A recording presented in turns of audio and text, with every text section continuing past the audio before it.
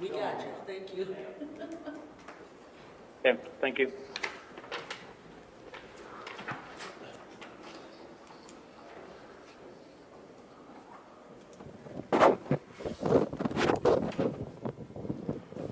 We're on.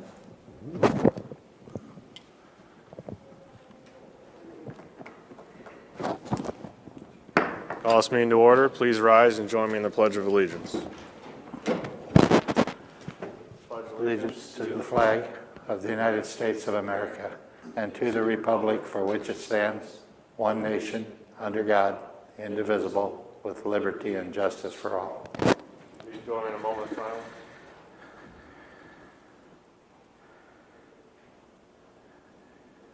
Thank you very much. Please be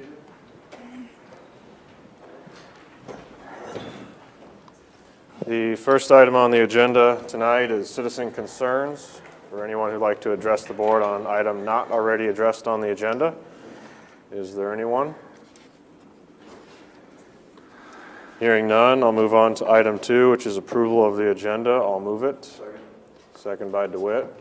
Hearing no discussion. All in favor say aye. Aye. Opposed say nay. Passes 5-0. Items 3 through 7 constitute a consent agenda of routine action items to be considered by one motion. Items pass unanimously unless a separate vote is requested by a board member. Item 3 is approval of the minutes of the October 13th meeting. Item 4 is approval of the claims. Item 5 from the county auditor includes A, receive the new appointment of Lori Teal for the city clerk in Hornick, and B, to receive the auditor's quarterly report. Item 6 from Human Resources includes A, approval of the memorandum of personnel transactions, and B, presentation of award certificate to Don Norton for donating 10 gallons of blood. So we have the HR director can give you something. Yep.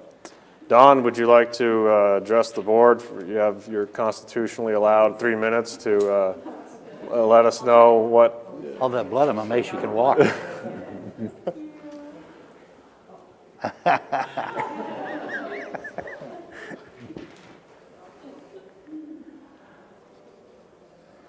As we discussed the other week, whether it's anywhere between Thanks, Don. Between 6 and 8 people's worth of blood, right? Yes. Very good.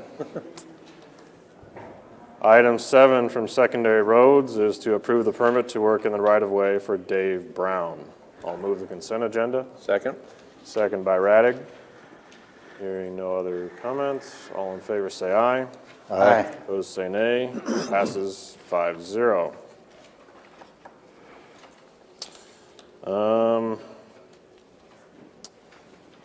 Is Heather here? Nope. We have a 4:35 p.m. set time. I was wondering if there's any commentary we can do on that item. It's for the City of Sioux City direct sale. Yes.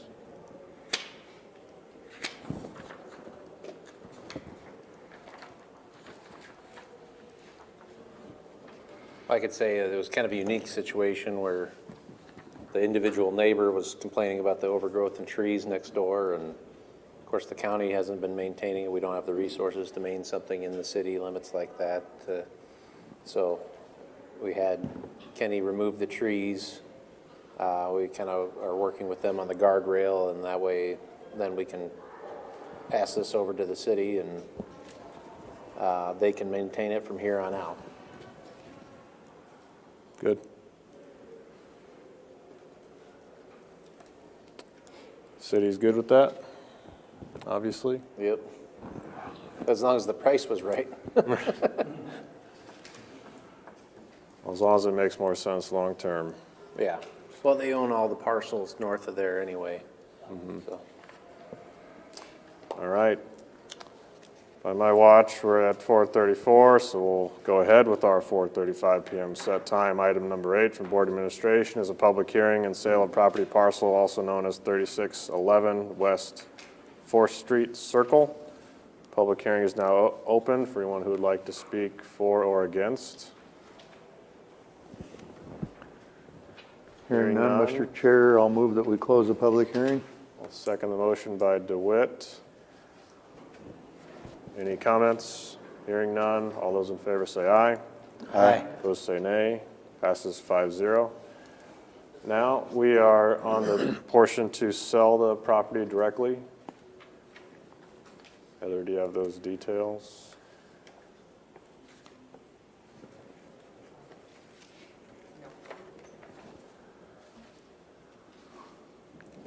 Well, I'll move the sale. Okay. I'll second the sale.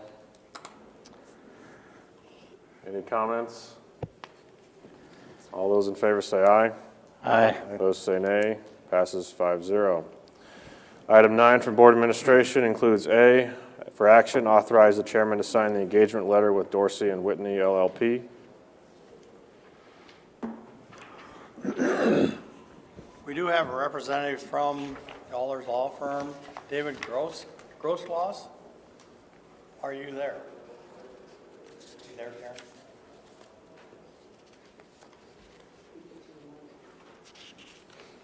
Yeah. David?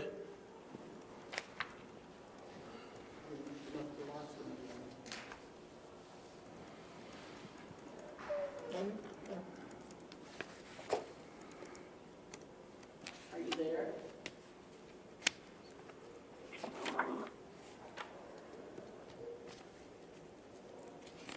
No, they must have just hung up. Okay, anyway, what we're doing here today is setting a public hearing, signing an agreement, engagement letter with Dorsey Whitney.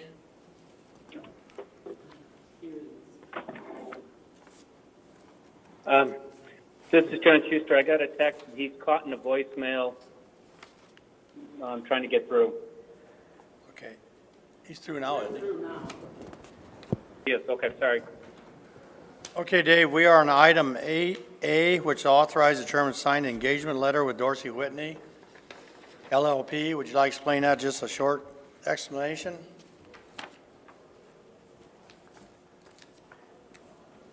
This is Dave Grosslaws. Can you folks hear me? Or are you asking me to speak? Yes. Yes. I'm sorry, I'm having trouble hearing you. The matter before you is a request by Jackson Recovery Centers to have the county take action to issue indebtedness on their behalf that would be tax exempt of a federal nature. You should have received also a letter from me kind of outlining the legalities and so on and so forth. This debt is commonly referred to as conduit debt. In fact, when this financing originally occurred, the county had issued for this project under Iowa statute and federal law. This type of debt is required to be issued by a governmental entity. That's what causes it to be tax exempt.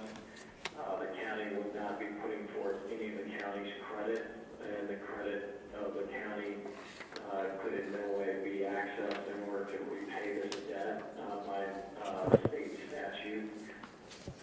So what we're asking the county to do, we would be serving as bond counsel, engaged to provide an opinion on behalf of the county that the bonds not only are tax exempt, but also confirming that this is not indebtedness of the county. We would then be putting together all of the documents. The resolution before you at this point by code of Iowa and federal tax code has you today considering to take action simply to set a date for the hearing at your November 17th meeting and approve moving forward and engaging us as bond counsel and then moving forward with the issuance of the bond. And I believe John is on the phone from Jackson Recovery to ask or to answer any questions. This project really is just one of refunding, and so refinancing your house, or the goal here is simply to reduce debt service costs, objection recovery on indebtedness. The county is allowed on a calendar year to give $10 million potential out on this kind of a conduit. We have only done a little under $1 million for our CIP project we did in May of this calendar year, so we do have funds available, capacity to do this. What sort of savings does this represent to the group? It would save Jackson Recovery Centers approximately $80,000 a year in interest costs. Very good. And the 10 million, Dennis, that's an annual allowance? Yes. We have, and this would take up how much of that? 5.4 million, so we still would have about 3.6 left. Okay, we did $1 million for our CIP. Okay. And what he's referring to is your bank qualification, and our understanding is you do have room, and the reason that is actually also a federal tax provision. Excuse me, it is based on a calendar year, so you will get your full 10 million of bank qualification then beginning January 1, and that's part of the reason we're here before you now. And we would certainly plan to close yet in calendar year 2020 so that we don't fully in any way your full $10 million of bank qualification in 2021. So and how long is this bond? How many years? How many years is this, David? Or John? It's 15 years.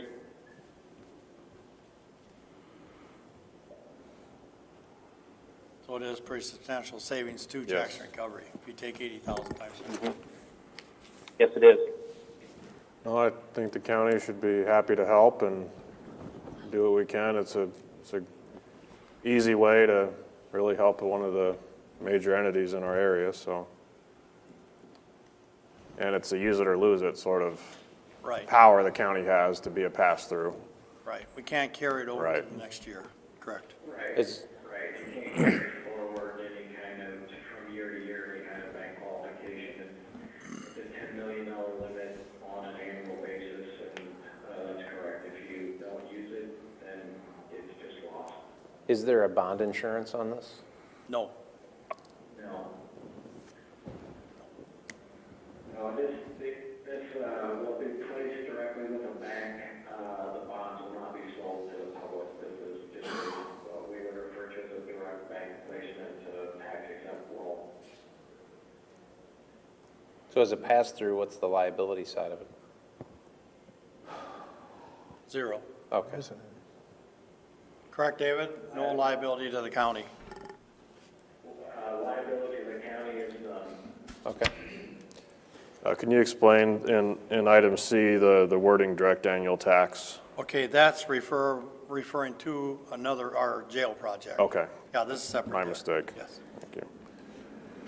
I would move approval to authorize the chairman to sign engagement letter with Dorsey and Whitney. I'll second. Motion by DeWitt, second by Raddick. Hearing no discussion. All in favor say aye. Aye. Opposed say nay. Passes 5-0. Item B is approval of a resolution authorizing the execution of a memorandum of agreement with Jackson Recovery Centers, Inc., and fixing a date of November 17 at 4:45 p.m. for a hearing on the proposed issuance of revenue bonds or notes. I'll move it. Second. Second by DeWitt. Dennis, anything to add? No, David, you will take care of the publication? We certainly can do that, yes. Okay. Hearing no other discussion. All in favor say aye. Aye. Opposed say nay. Passes 5-0. Item C is approval of resolution levying a direct annual tax for the payment thereof pursuant to section 346.27 of the Code of Iowa. In this case here, we are going to levy a direct tax payment without reduction in our debt service fund. Okay, you remember we did tell the taxpayers they would use federal money that we get from federal prisoners to reduce the tax asking or tax rate. What we will do when the tax or the federal funds do start coming in, we'll set the $800,000 say we get $1 million, 800,000 goes toward tax reduction, 200,000 go in a maintenance fund. There'll be a separate fund under the authority.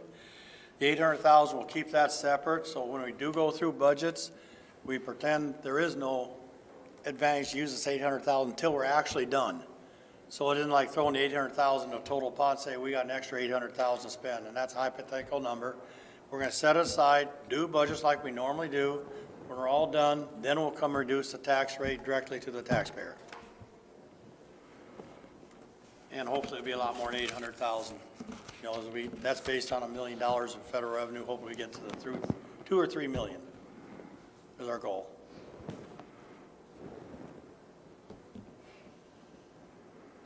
Any questions for Dennis? I'll move approval of the resolution. Second. Motion by DeWitt, second by Potabom. Hearing no other discussion. All in favor say aye. Aye. Opposed say nay. Passes 5-0. Thank you. Thank you. Thank you, gentlemen, if you're still with us on the phone, for joining. Great, thank you very much, folks, we appreciate it. Who made the motion on 9B? 9B. Yeah, I'm going to do it. okay. Item 10 from Emergency Management Coordinator Rebecca Socknat is approval of $19,983 for EMA to purchase equipment for technological upgrades to the Emergency Operations Center. Good afternoon, Becca Socknot, Woodbury County Emergency Management. So as part of the package submitted, most of you have been out to the Emergency Operations Center. Newer folks may not have, but that's more or less the coordination center for when anything happens throughout the county. So we maintain that 30,000, 300,000 foot view of what's going on. We were extremely busy last year in March with the county-wide flooding, as well as this year with the initial pieces in response to the COVID-19 pandemic. And that's where we actually started realizing we have a lot of technological deficiencies within the Emergency Operations Center. So some of the monies that have flowed down through the federal government, we were eligible to apply for the Emergency Management Performance Grant Supplemental. So strictly a project related to a deficiency or a project that we would like to do that as it relates to COVID-19. As part of that, we would be replacing the 5 projectors as well as the outdated matrix switch, which runs, in a sense, the nuts and bolts of all the control computers. So in order to get all the screens up on that wall, that matrix switch is imperative. And then as well as all of the cabling and the connections. We are still running off of VGA at this point. So through the years, we have been updating the control computers we just purchased through the EMA budget last year. The year before, all of the chief positions within the Emergency Operations Center, the laptops, there was, I think, 8 or 9 of them, those were updated. So we've been, you know, as allowed through the emergency management budget to update some of the items, but again, most of you know, piecemealing in a sense, technology is very difficult with how quickly it changes. So with applying for the EMPGS grant, we were awarded a total project budget of $45,000, and that was just off of the bids that we had received. So what that is it's actually a 1-for-1 match. So it's a federal pass-through grant where we will, in a sense, get half of what the project costs, so the local match is the other half. We did receive 3 bids. 1 company did not respond. The executive committee of the EMA commission has chosen the CCS, and I don't know if you're aware, it's the same company that redid Sioux City's city hall, or their council chambers. So they are known throughout the community. They were approximately $3,500 more. However, that is including a 2-year maintenance and customer service contract, as well as still allowing for that matrix option. The other 2 bids did not include either of those items. We discussed also how to maybe lower those bids a little bit. For instance, there was rapid run cabling in the Emergency Operations Center, but that actually is an antiquated cabling, so they do not make the HDMI connections. So all new cabling would have to be reran, as well as we discussed putting up monitors instead of using the projectors. But again, with the nature of emergency management and the Emergency Operations Center, if there is a need for 24/7 operations, the TV monitors have to be rated for that. So in the end, they actually end up being more than a projector.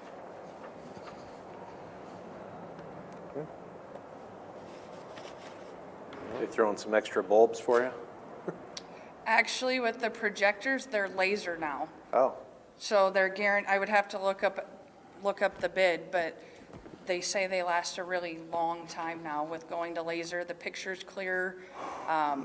We discussed the different ratios, and I'm not technology savvy by any means, so. I just know a past problem with projectors has always been the bulbs. They sometimes cost more than the projector themselves to replace, so, And that's where we would be right now, because they don't even make those projectors anymore. right?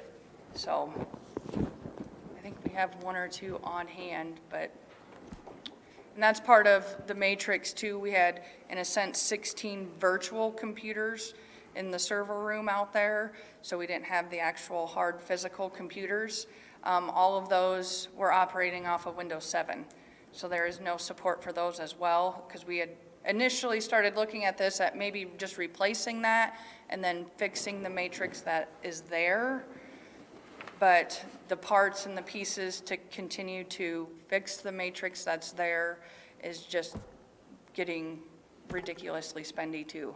Harder and harder to find the parts and the pieces. Totally reasonable request, dollar for dollar match. Dennis, ideas on funding source? Because it involves a grant, I would suggest gaming revenues. Okay. We have 144,000 available. This current year, it's unallocated, so we just keep watching as we do projects like this to make sure we have enough money there. So yes, gaming revenues. I'll move the amount out of the gaming revenues. Second. Second by DeWitt.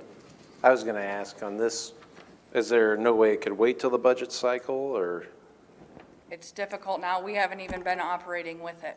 okay, We've been doing it off of just hardwiring right into the one main projector, and that's it. So if we have another large scale and are actually, in a sense, dual hatting different disasters, it would be extremely difficult to maintain that common operating picture. What's the install time on this? They're actually waiting, because part of it, we had applied for a MERD grant as well. So we were holding off on coming and asking for the funds, hoping for that, but we were not accepted. So I believe it's really up to them. They were ready to go as soon as I had the money, and I told them, hold on, there's some channels we need to go through, and with it being a federal grant, we had to do, some environmental and historical paperwork and all of that. So that's all in place. It's just trying to find the funding to move forward. All right. Any other discussion? All those in favor say aye. Aye. Opposed say nay. Passes 5-0. Thank you. Thank you. Item 11 from Secondary Roads, County Engineer Mark Nera. It includes A, for action, receive bids for the repair of 2 weirs and return them to the county engineer for review and recommendation. Do you have the new safety bid opener there, Mark? Yes, I do. Okay, good. They won't even let me smuggle one of these into the courthouse, so.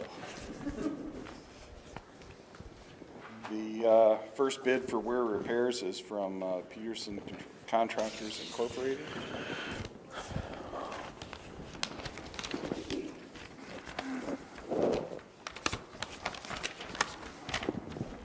Proper bid bond is included. I wasn't aware I didn't myself for the other one. But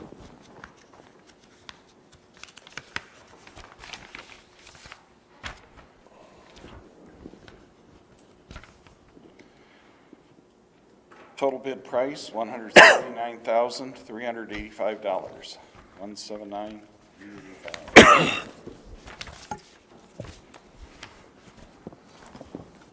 And our next bid is from L.A. Carlson Contracting of Hinton.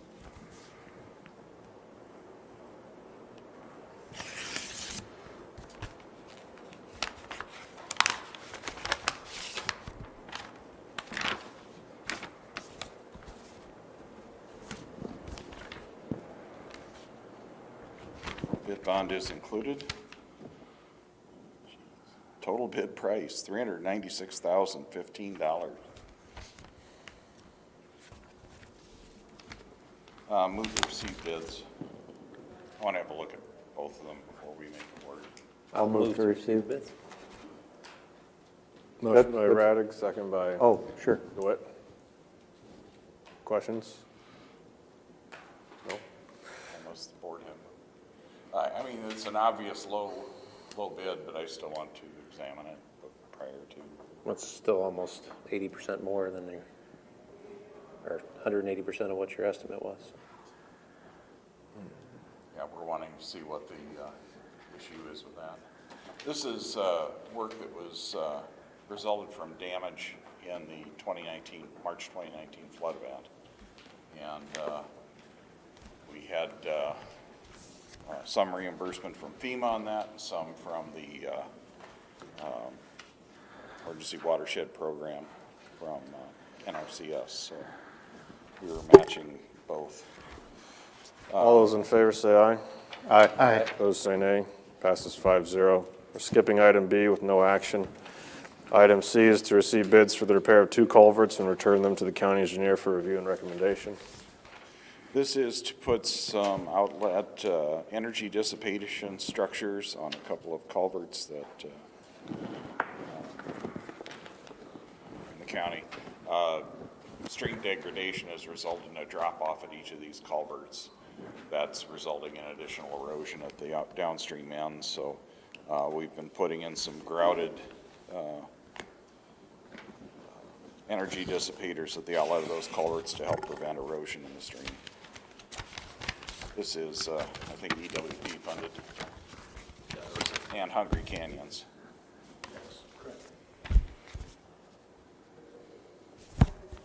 First one is from Peterson Contractors Incorporated. Bid bond is included.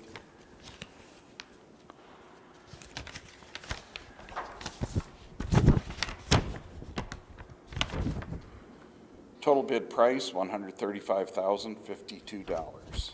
135,052. Second bid is from L.A. Carlson Company.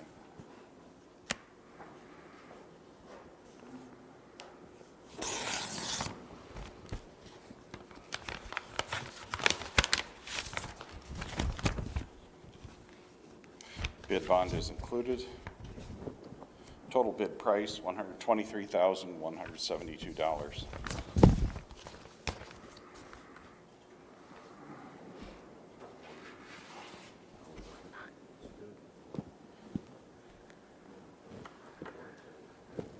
I'll move to receive them.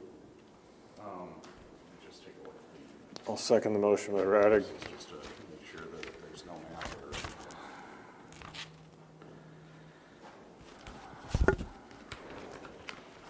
Yeah, you guys can receive and just give me a second and I will. All those in favor say aye. Aye. Opposed say nay. Passes 5-0. We're now awaiting action on D to award the bid if the low quote is clearly determined. I want to take a longer look at this one, so we'll just receive for today. No action on D. Item E is to receive bids for the repair of the D12 riverbank and return to the county engineer for review and recommendation. This is an ER-funded project. This has been a continuing problem for us. If the board would remember, we had a adjacent landowner come in probably 5-6 years ago when we were at Pearson, I think, and complained about this riverbank. It's been gradually cutting. Ben's been tracking it since before I got here. It's moved a couple 100 feet closer to the road from where this bend in the river had been. With this most recent flood, it cut right up to the right-of-way line.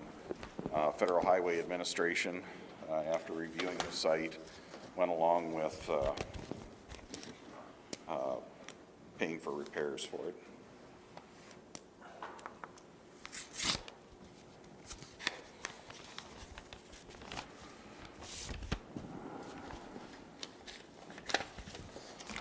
Bid bond is included. This is from Lieber Construction.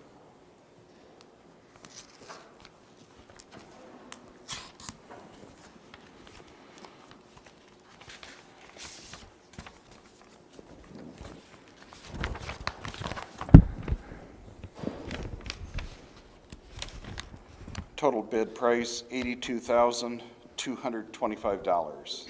$82,225.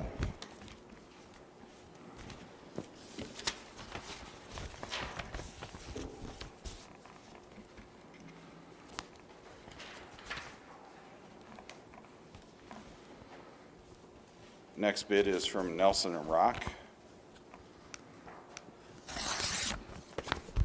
They're out of Ottawa, Iowa.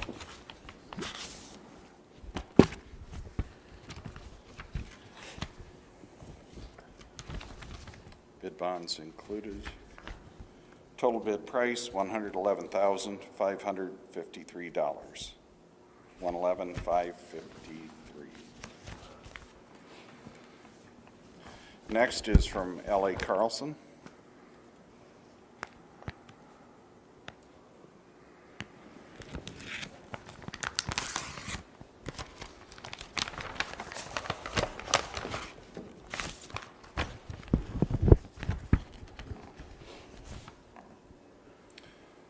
Total bid price, $88,873. $88,873.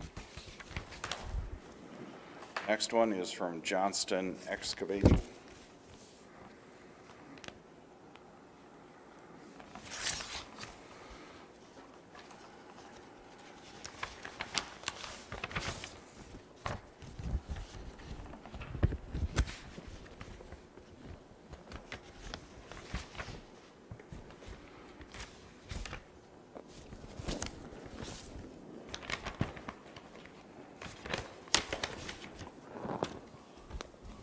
And we have a check serving as bond. Total bid price, $84,605.20. $84,605.20.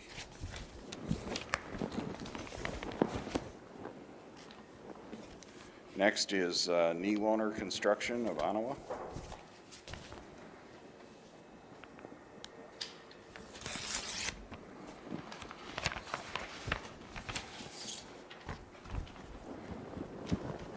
Bid bond is included. Total bid price, $105,927. $105,927.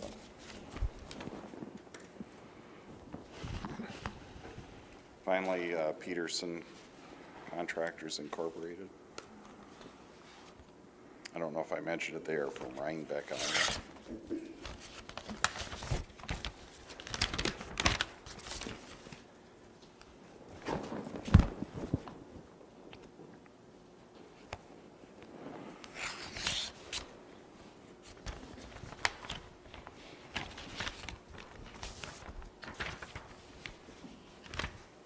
Total bid price, $101,162. $101,162. I think I'd like the board to receive the bids. I think they're close enough. We just want to be sure there's no math errors in there. I'll move to receive. Second. Motion by Radig, second by DeWitt. Hearing no discussion. All in favor say aye. Aye. Opposed say nay. Passes 5-0. There's no action on item F. Item G is approval of plans for maintenance project to replace culvert K264. This is a maintenance project. We have a culvert that had been used as a cattle pass under Old Highway 20. This would be southeast of Mobile. The culvert is in poor condition. The invert is falling apart. There's exposed reinforcing steel. There's also some upstream erosion at the inlet of the box. We're looking at adding a drop inlet and then replacing the culvert under the road. This one is locally funded out of our secondary road budget.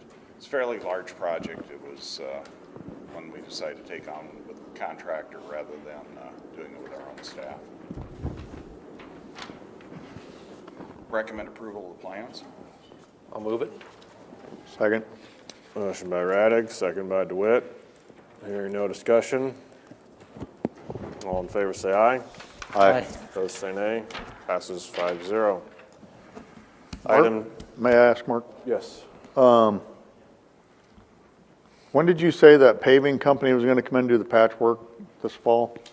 It'll be this fall yet. We don't have a start date for it. Okay.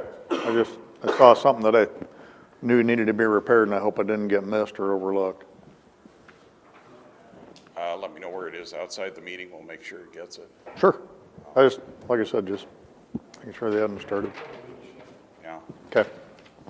We're hoping we're still headed for a little bit of warm weather before all this is said and done. Thank you, Mark. Thank you. Item 12, reports on committee meetings. Keith, Marty, Justin, Rocky. Just a little bit about some of those CARES Act, second round of CARES Act for the COVID, for Rolling Hills. I've seen some of the requests, and it's astonishing what they're asking for that are so far outside of the CARES Act requirements and what would be audited and rejected, and some of these entities that have to repay for. But fortunately, we're with Rolling Hills, and we have our full-time director over there and a couple of the board members on the governance board are doing the line item thing to clear out the silly ones, let's say. So we'll be meeting with that next week and moving forward on those finalizing the CARES Act business on that end. No word yet on, I believe we're going to revisit the asking of Pocahontas and Humboldt County joining Rolling Hills. We haven't heard much more, but still looking like, if I was to guess, I'd say they may be approved, but we'll know more next week on that as well. I just attended a monthly WCICC meeting. Everything is still going swimmingly in the IT world. John Malloy's department, not much you can complain about. Item 13, citizen concerns. No one on the phone, Karen? I didn't think so, but I thought I'd check because you never know. Hearing none. 14, board concerns. Nice to save our local charitable organization $1.2 million in interest. That's, Absolutely. makes you wonder if there's any others out there that, as long as there's no risk to the county. Exactly what interest rate, Dennis, would they be going down to? They didn't? Okay. But they must. It's right around 2 or less. They must know that to give us the savings. Okay. Any other board concerns? That was more of a board appreciation. Yeah. Board. Concerns, negativity, anybody? No? Okay. All right, we're adjourned.